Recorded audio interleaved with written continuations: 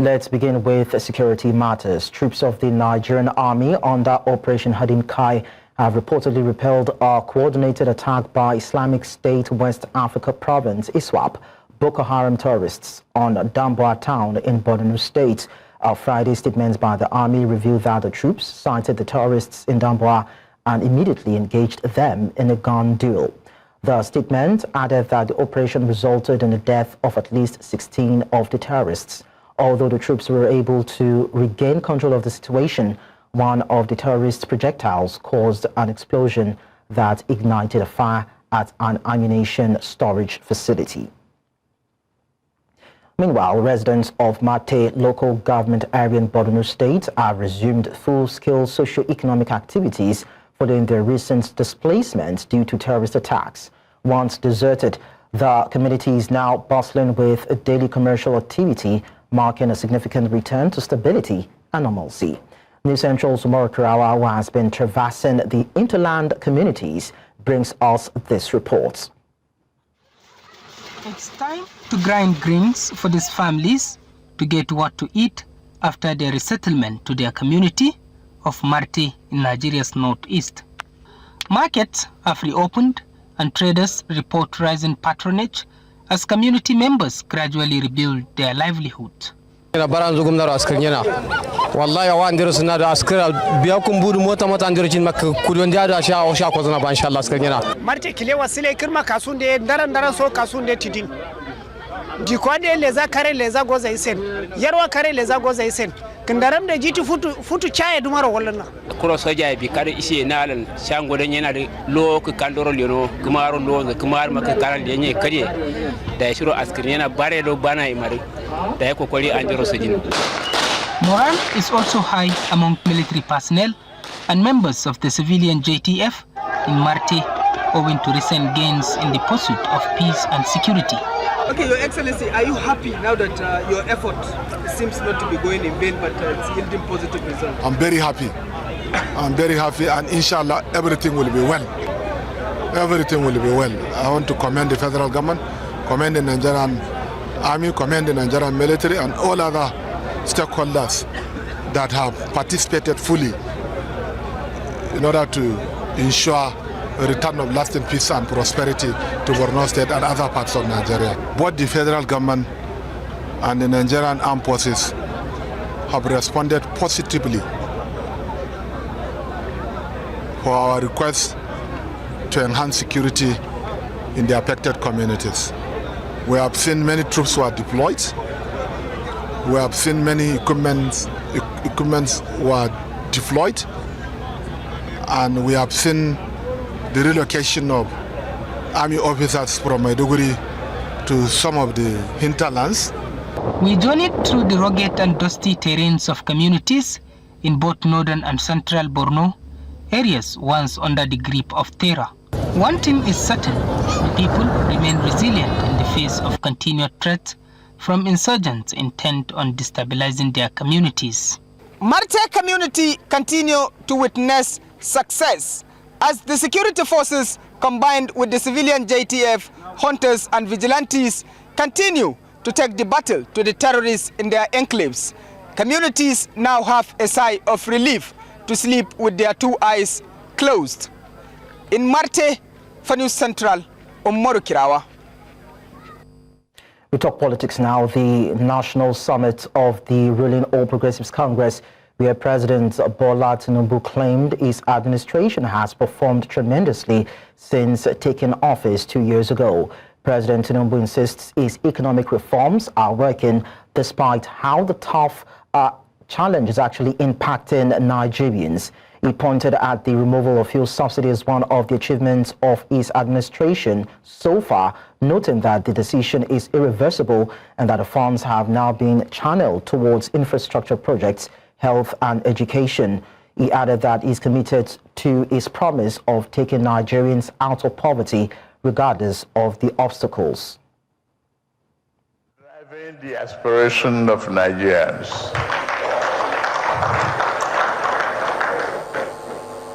Where do they start? You don't blame a people bailing out of a sinking ship when they have no life jacket.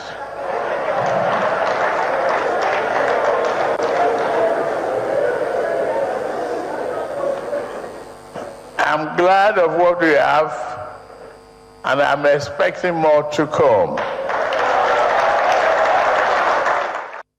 In the meantime, President Bola Tinubu said he is expecting more members of opposition political parties to join the All Progressives Congress before the 2027 general elections, just as the Progressive Governors Forum and the National Working Committee of the party adopted him as the sole candidate. The move also comes as opposition forces are rumored to be coalescing around a new platform, possibly the African Democratic Congress, prompting the APC to reinforce unity early. It will be recalled that a wave of defections hit some opposition political parties, including the People's Democratic Party, the Labour Party, and the New Nigeria People's Party.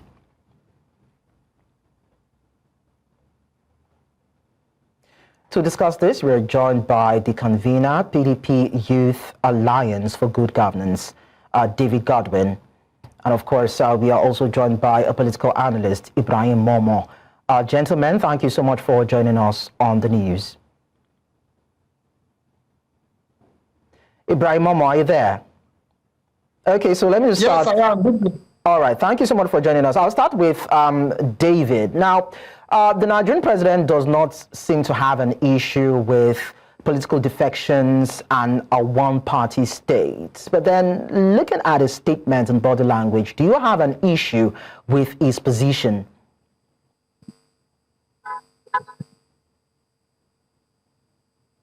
Can you hear me? Yes. Can you hear me? All right. Yeah, I can hear you loud and clear. Good afternoon, everyone, and good afternoon, Nigerians. Of course, it is so easy. The statement by the president saying that he has no issue with people jumping ship, and also it is good that Nigeria experienced a one-party system. I will not blame him because, of course, there is nobody that you put honey in his mouth and he will spit it out. But let me also remind Nigerians that this same person, in the person of Bola Ahmed Tinubu, some years back, we have it on record when he actually condemned the then ruling party. I'm talking about when Jonathan was president, that he said it is unfortunate that Nigeria is drifting into a one-party system and that people should not move into the PDP as it were then. And so he is also speaking because the situation, the tides or the odds are in his favor today. But having said that, I think it is important that Nigerians know that a one-party system is tantamount to destruction or is akin to a state of totalitarianism in Nigeria. So every well-meaning Nigerian and every patriotic Nigerian must begin to condemn those statements of the president. And then I would like to also state that when it comes to discussing very important national issues like this, I don't want to be seen as a PDP member, so it doesn't look like I'm being biased, but we have to say it the way it is. As a true Nigerian, as a patriotic Nigerian, I do not think that the president, whatever he has said, is in good faith. Because for this president that came on board that promises renewed hope, I am sure that majority of Nigerians will agree with me that it has become a renewed hopelessness. For a government that is only looking up to politics, playing politics, and not about good governance. I mean, it is okay for him to say that everybody can, come to his party, that the other parties are sinking ship. And let me ask, if the other parties, let's even say the other parties are sinking ship, and who has made those parties a sinking ship? Because this government will not allow opposition to thrive. Because they will not allow opposition to checkmate the government of the day and criticize, give that robust opposition to push the government into good governance. And then so that is the reason why they have made opposition parties to become a shadow of itself. Okay, let me get Ibrahim's thoughts. I mean, of what good is a one-party state to Nigeria's democracy? Do you think this is actually what Nigerians want? Well, thank you very much. Let me say that it's one of the hallmarks of democracy is the competitiveness, the fact that there are alternatives, viable, viral alternatives. There are, such that there are competing ideas and ideology. So the question as to what a one-party state, what value would it bring? I dare say that there's no value. The mere fact that you have a multi-party democracy does not mean that we cannot have a stable ruling party. For example, in the US, both the president, current president Donald Trump, the House of Representatives, and of course Senate are controlled by one party.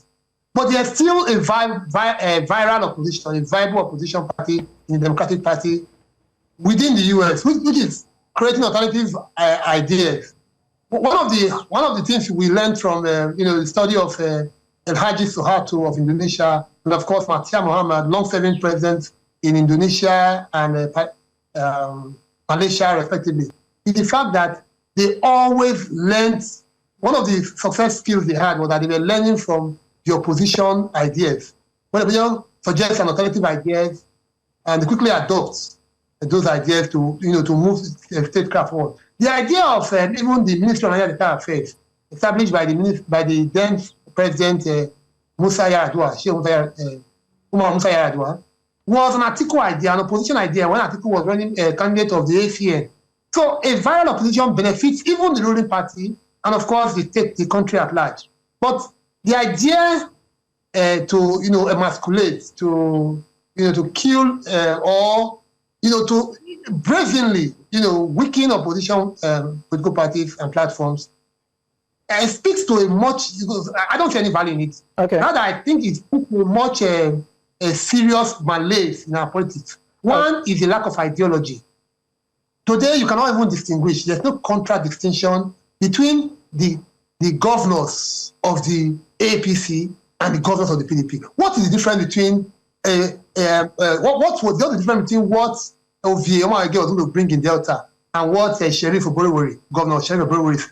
So you see that there's no ideology, no standpoint, no ideological standpoints, no difference. Okay. It's just potpourri, kind of. All right, David, some people say that is political inclusion, so to speak, whatever it is that means. But then, let's look at it from this angle. 2 years into Tinubu's administration, members of opposition parties are losing their stees and they're endorsing the president. Is it due to good governance or what? Because the president has come out to say that his policies are working. We're seeing stability in FX. The price of petrol is coming down. We're seeing, some sort of investments, FDIs coming in, probably in trickles. I'd like to get your thoughts. Yeah, but, well, once again, I do not see that as a political inclusion.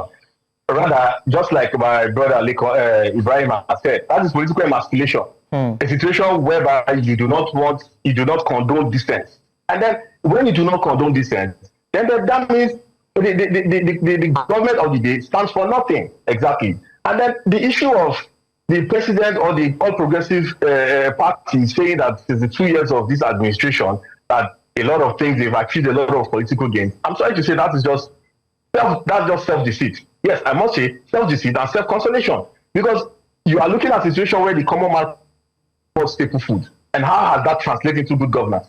Okay, you are saying the fuel prices are coming down, but for me these are laughable, because when you took over as president, fuel was so far around 240 or 250 naira per se or thereabout, and then we have a situation where rose to 1,000 naira, and then we now have 910 in the NNPCs, and then 905 naira on the Dangote. How has that compared to what we had in the past that was around 250 naira? These systems are just, they are glaring to see.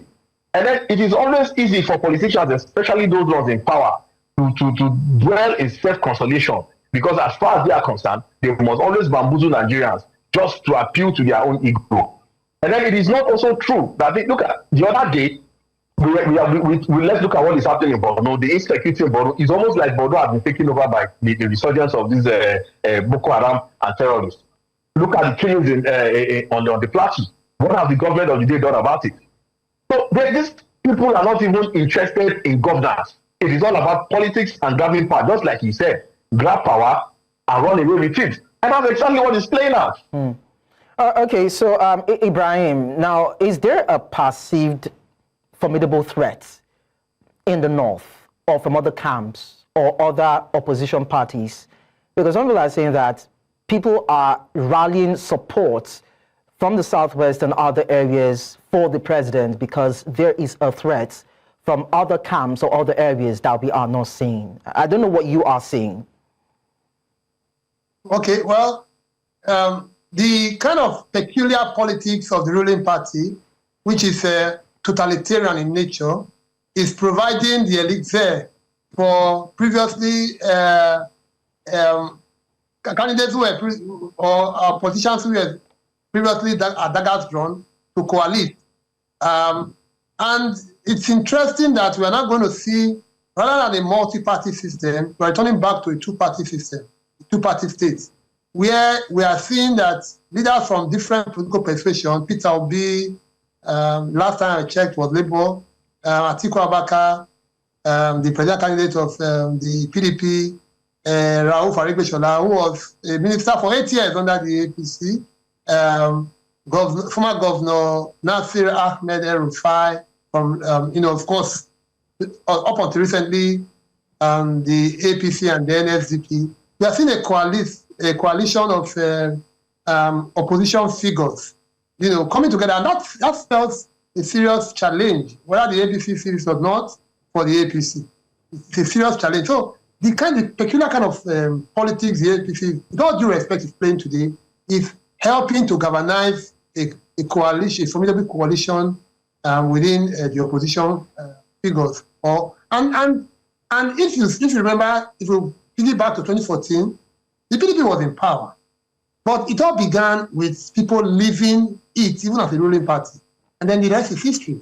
5 governors, Atiku Abubakar, Bukola Saraki, and some other figures left the PDP at once and merged with the fledgling APC, and the rest is history.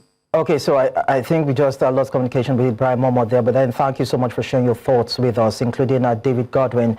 It was nice having you share your ideas with us. So we got a short break on the news anyway. When we return, Federal Capital Territory Administration to take possession of over 4,500 properties. We'll bring you the details in a short while. Join us again. Many thanks for staying with us. Now, for many, a simple bump or bruise is a fleeting inconvenience. But for individuals living with hemophilia, a rare inherited bleeding disorder, even the slightest injury can lead to prolonged and potentially life-threatening situations. In Nigeria, where access to specialized care remains a significant challenge, the daily reality of hemophilia is often lived in quiet and silence. In this report, News Central's correspondent Aishat Saliu speaks with people and families dealing with this disorder about the specific challenges they face. The genetic bleeding disorder and a significant public health concern in Nigeria, affecting an estimated 11,000 to 20,000 people. While many people remain undiagnosed, those with these conditions face severe health challenges, including disability and early death due to the lack of diagnosis and treatment. Experts saying while there are a few organizations working actively to improve access to care and treatment, the challenges, which are significant, remain. The severity is categorized into 3. We have the mild, the moderate, the severe. So those with severe symptoms, we talk about their factor level very low. The normal protein factor level is about 150. So when someone has less than 1% of that normal factor level, he has severe hemophilia. And then from childbirth, he can just bleed spontaneously. Post-circumcision, he can bleed. Even without circumcision, they bleed. The cornerstone of hemophilia management is the replacement of the missing clotting factor through regular infusions. This prophylactic treatment can reduce the frequency and severity of bleeds, allowing individuals with hemophilia to lead more active and fulfilling lives. However, the cost and availability of these clotting factor concentrates remain a major barrier for many Nigerian families like Nkoyo Eyo, a mother of 2 young boys with hemophilia. It has been a very horrible journey. From birth, after circumcision, that's when they were diagnosed of a bleeding disorder. But the challenge we have here is that the factor acid is not available in Nigeria. So it's quite very expensive.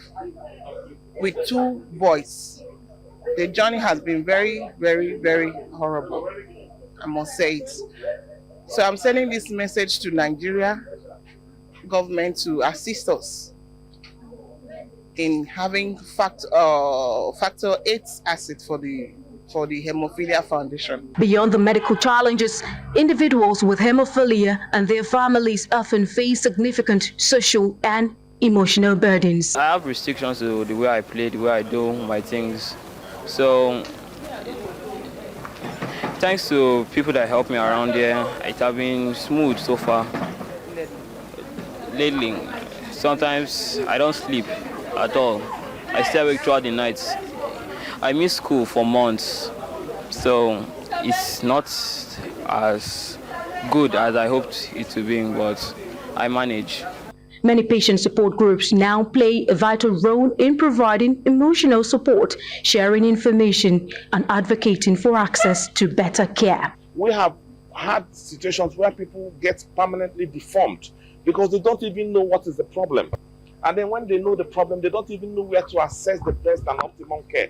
These patients need factor, especially those below the age of 10, because that is the prime age where you can arrest any permanent damage. Experts also call for improved diagnostic capabilities and greater access to affordable and consistent treatment, including prophylactic therapy. But the hallmark of treatment is a gene therapy. This abnormal gene, the gene that is affected, you need to transmit it back to the patient so that the gene can begin to produce the right protein. But this gene therapy is quite very expensive. We have not even started anyone in Nigeria. The journey for individuals living with hemophilia in Nigeria is often fraught with challenges, but with increased awareness, improved access to care, and continued advocacy, the trauma associated with these unseen bleed can be brought to an end. In Abuja, for News Central, Aishat Salihu. Well, our correspondent Aishat Salihu joins me now to talk more on this. Aishat, thank you so much for joining us. Now, what are the key barriers to access this sort of care for individuals with bleeding disorders in low resource, or let me say rural settings? Thank you so much, Lekon. Well, I would say the key barriers would be the cost of these drugs, the factor drug that the persons living with hemophilia need to manage the condition, the access to that particular drug. It's very expensive, just like you heard the mother of the person living with hemophilia, as she stated in the report. She said it's very expensive.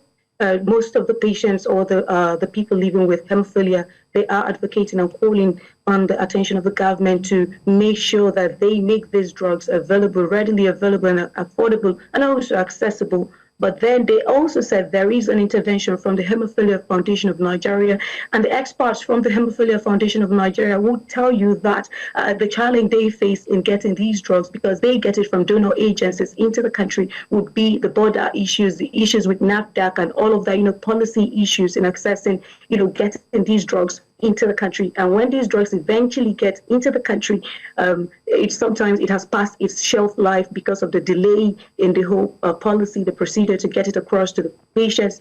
Actually, the drug is expensive, but then there are donor agencies that help, get these drugs across to the patients. But then they are calling on the Nigerian government to find a way around incentives to get these drugs, so that even when these donor agencies are no longer funding the supply of these drugs, the government knows that, okay, we have intervened, and then we're bringing these drugs into the country. Okay, so aside having government intervention come to play, are there other international initiatives, so to speak, that can help improve access, at least to diagnostics and treatments for bleeding disorders? Well, before we even look at international intervention, I think the call should be more on awareness. Nigerians should be more aware that there is this particular bleeding disorder, and it is a genetic issue. It's an abnormal issue in the gene, and then there should be that awareness, so that when you have a baby or a child who's bleeding abnormally or is bleeding longer and the blood is not clotting, they then know, okay, we should run diagnosis, so we know what the problem is, and then an early diagnosis help to save lives. You heard the person from the Hemophilia Foundation of Nigeria stating that children below the age of 10 are more prone to fatalities. So I think it is more, the call should be more on a diagnosis where people should, because data from Hemophilia Foundation of Nigeria has it that 98% of persons with hemophilia in Nigeria are undiagnosed. And that is where the main issue would be, apart from access to care. Okay, so then what then should be the role of non-government organizations and patient advocacy groups? What role should they be playing in bridging the care gap for bleeding disorder patients? The role, I would say, would be that still encouraging and then also providing support, because that is why they are there. They are more like the bridge between, so where the government is lacking, they are there for these patients. So providing psychological, emotional support, even sometimes financial support, because the Hemophilia Foundation of Nigeria stated that sometimes most of those persons living with hemophilia or their families do not even have the monies to afford this care. So even registration under their foundation, according to figures from the Hemophilia Foundation of Nigeria, they have about 10,000 registered hemophilia patients or persons living with hemophilia in their record. And then statistics has it that there's more people in Nigeria that may be living with hemophilia, but then they may not know that because it is categorized under there's the severe cases, there's just the severe cases, the minor, and then it's categorized into 3 cases. So because it may not result into fatality, so some persons are living with hemophilia and they're not even aware of it. So NGOs, how they can come in is to just keep providing the much needed support that they can provide to these persons living with hemophilia, whilst also calling other government and other stakeholders, donor agencies to also intervene just to see that this particular disease is managed properly and they can take the conversation from there. Thank you so much, Aishat Saliu, for bringing this to the fore and creating an awareness around this. We hope that they find and get all the help that they will need to actually scale the hurdle. Thank you so much for your time. You're welcome.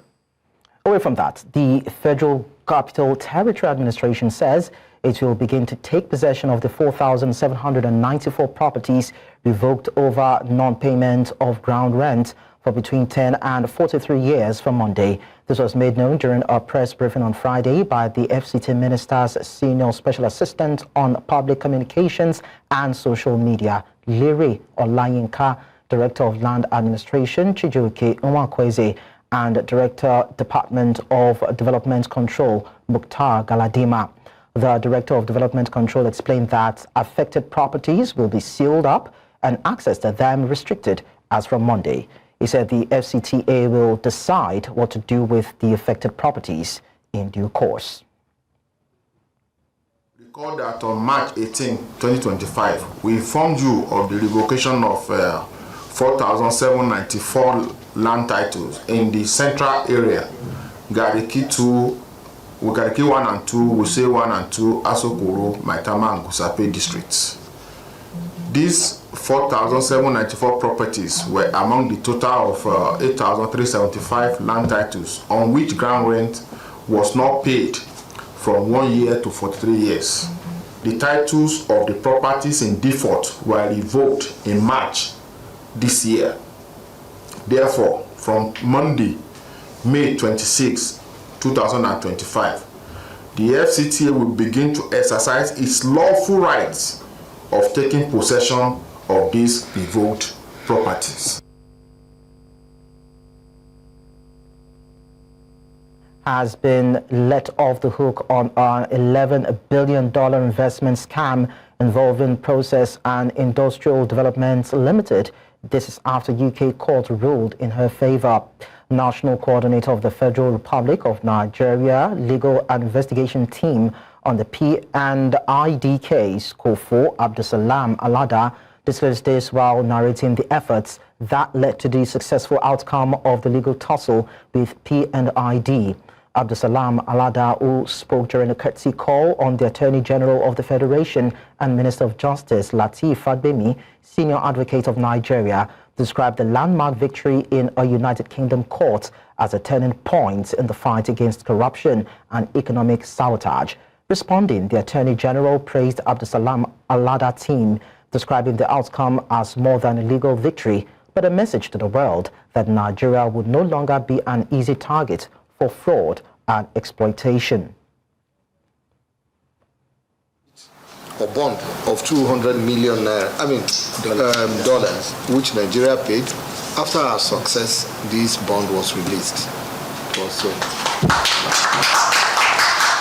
initially delayed making that payment and used various excuses. We put them under quite a lot of pressure, and the result is the 10 million has been paid, and the balance of the 10 million has been stayed by the court pending a challenge that has been brought by PNID on the currency in which the government's costs should be settled.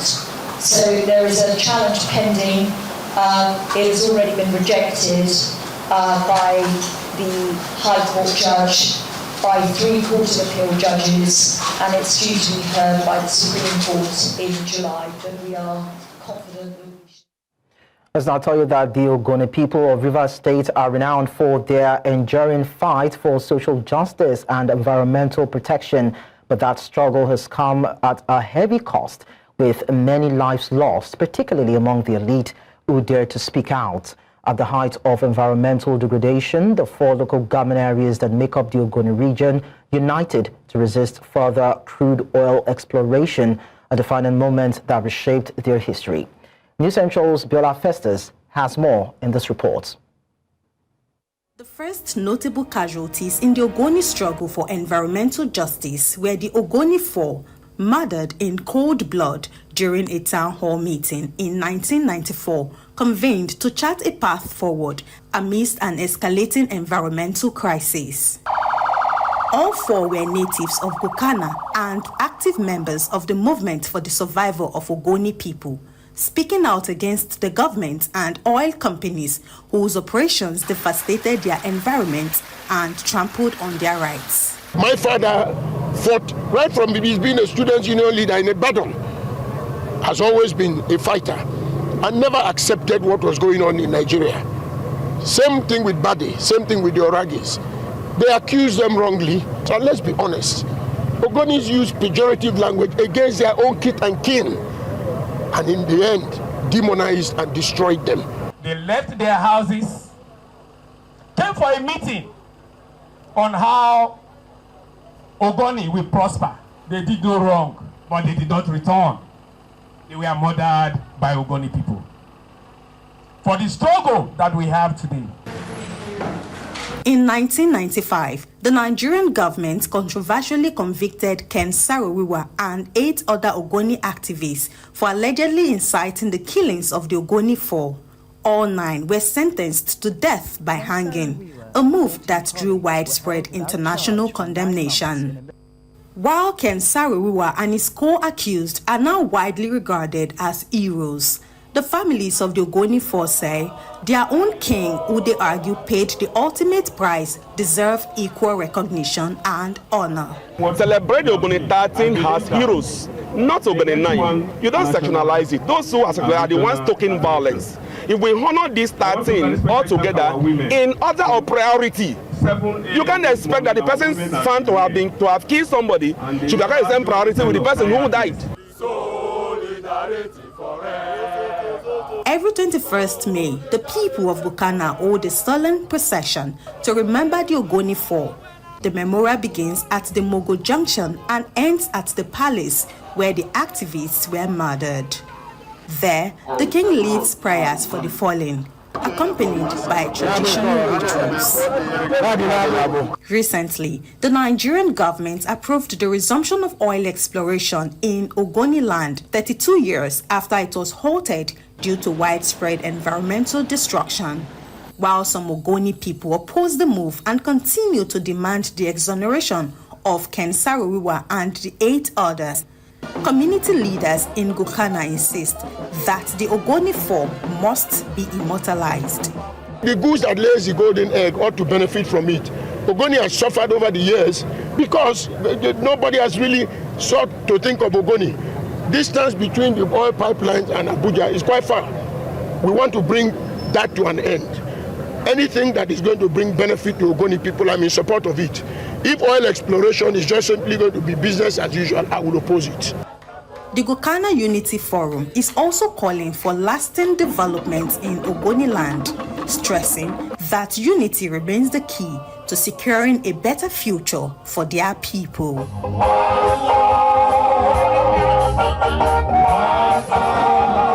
In Gokana, River State, for News Central, Biola Festus. South Africa's Zimbabwe-Stillwater says efforts were underway to rescue 289 mine workers trapped underground at one of its shafts at the Kloof gold mine near Johannesburg. Zimbabwe-Stillwater said the workers were safe and gathered at the assembly point in the underground gold mine, one of the company's deepest, located around 60 kilometers west of Johannesburg. He did not provide details on the incident, though a Zimbabwe spokesperson confirmed it had occurred in the mine's Kloof 7 shaft, adding that all the miners were accounted for and the company was providing them with food. The spokesperson added that safety procedures and an examination of the shaft were underway, after which the miners would be hoisted to the surface. Our correspondent, Bongani Siziba, who is on ground, now joins us for more updates. Bongani, it's nice to see you. Tell us, what is the situation with the rescue efforts?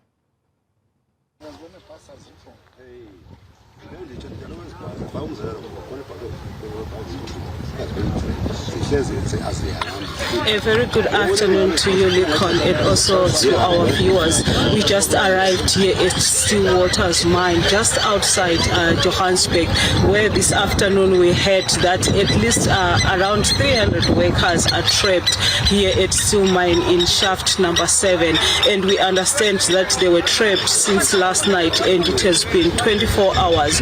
But the management of this mine did not put the news out to tell the relatives and also the people that they are miners that are trapped. I guess maybe they thought that they will handle the situation. But as I came by here, I had to ask some other journalists who are here the situation. Now we understand that there is a group of miners that have been rescued this far. But as I'm speaking to you now, I can see some miners that are walking by, and I understand that it's, I think, the second group now that is being rescued. We understand that they have food and they are safe.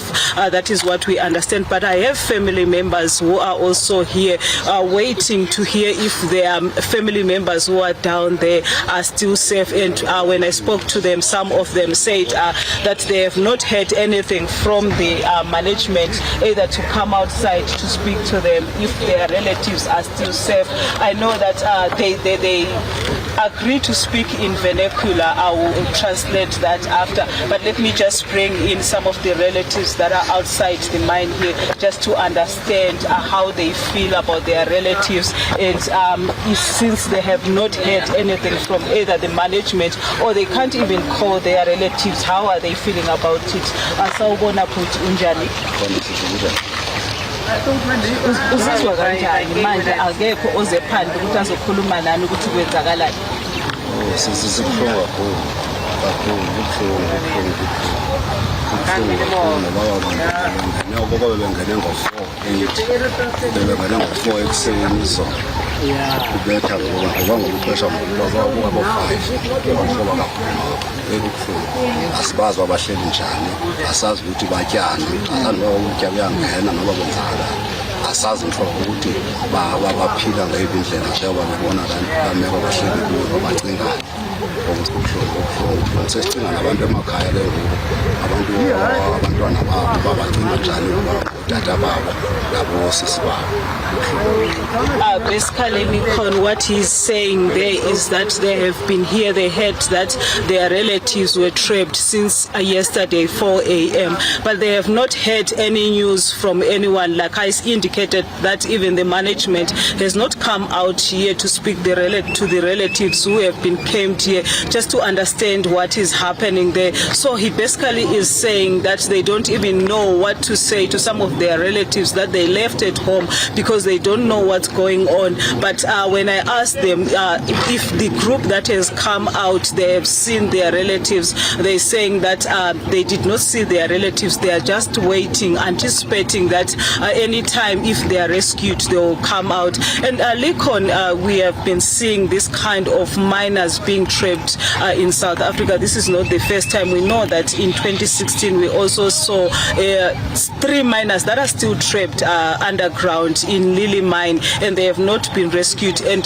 they are also hoping, these relatives that are here, that it won't be that kind of situation whereby the rescue team will now say we can no longer rescue these people who are underground, but they are anticipating that something good will come out of it, because we have seen some of the miners coming out, which means the rescue team is on it and trying to rescue those miners. But we couldn't get the numbers that how many so far has been rescued. But we also understand that the shaft, which is shaft number 7, is about 3.2 meters deep, which is about around 2 miles. It shows that it's very deep. But we wait with the relatives in anticipating that these miners will be rescued. It's back to you in the studio, Lincoln. Thank you so much, Bongani Siziba, for bringing us this update. We hope to get more details from you in our subsequent bulletins. Thank you. Moving on now. Tanzania has released the second of 2 foreign activists who traveled to support an opposition leader charged with treason. This comes after claims from a Kenyan fellow activist that both were severely tortured. A Ugandan activist, Agatha Atwaire, had traveled to Tanzania alongside her Kenyan colleague to support an opposition figure facing treason charges. According to the Agora Center for Research, the Ugandan rights group led by Atwaire, she was left at the border after reportedly enduring brutal treatment alongside her Kenyan counterpart, who had been released earlier. The Kenyan activist has also alleged mistreatment. Human rights organizations are now calling for a full investigation into these disturbing claims amid growing regional concerns over the treatment of foreign activists.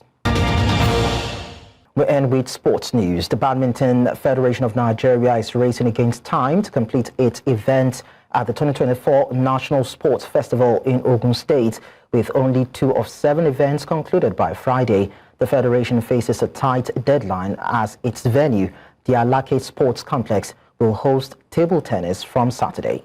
Logistical challenges include increased participation, and the debut of deaf badminton have intensified scheduling pressures. To cope, officials cut the number of doubles events.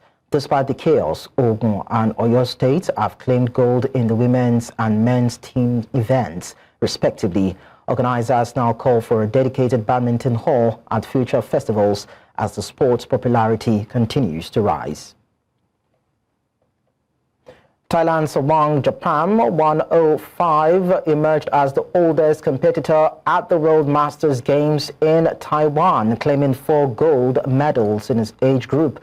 Competing solo in the 100-plus category, the former school principal completed the 100 meters in 38.55 seconds and excelled in a discus, javelin, and shot put events. Sabang, who began exercising at 90 years, has now won over 60 medals in masters competitions. He trains regularly with his 73-year-old daughter, who also won medals at the event. The World Masters Games held in Taipei this year brought together nearly 26,000 athletes from 107 countries, making it larger than the 2024 Paris Olympics.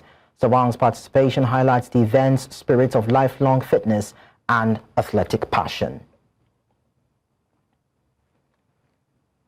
And that's all at this hour, but before we go, we'll look at our top stories again. Troops have killed 16 ISWAP fighters in Damboa, Borno State after 2-hour duel. Nigeria has finally escaped $11 billion fraudulent stranglehold of PNID over purported failed gas processing deal. We also told you that hundreds of gold miners have been trapped underground in South Africa. You can send your eyewitness report to the WhatsApp number on the screen, and don't forget to follow us on social media. We are at News Central TV. Do watch us live on DSTV channel 422, GoTV channel 23, Star Times channel 274, Avo TV, including YouTube. Many thanks for watching. I am Likon Onobanjo.